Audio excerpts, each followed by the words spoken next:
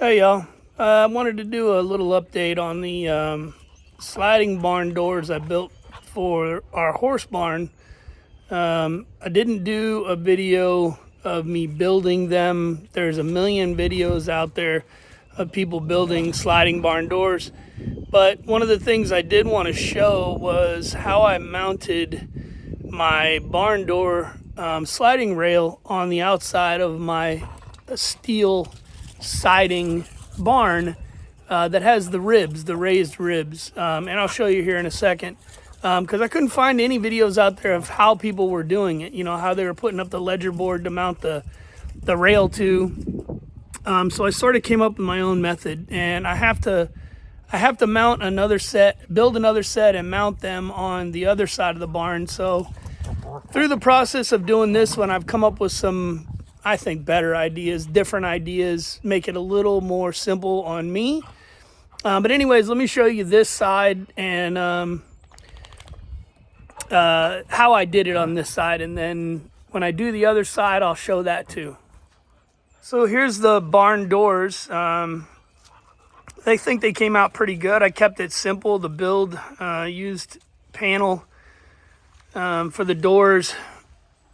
So it's pretty simple build. I used I used 1/8 inch plywood for this because for me they're not really supportive. They're just decorative. They're just for looks.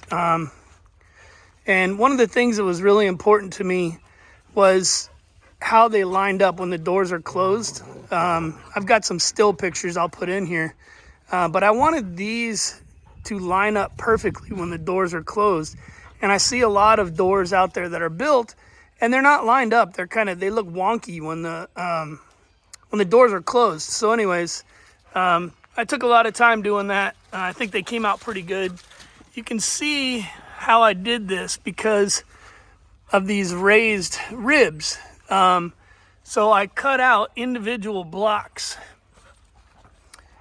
that went in between every set, every channel, if you will, and then bolted those up. And then after I bolted those up, then I was able to level and bolt the rail to the barn. It's a steel frame behind there. So I had to drill through the siding and the steel rather than lumber. But you can see it came out pretty good. I like it. It functions quite well. Everything is perfectly level. They slide perfectly.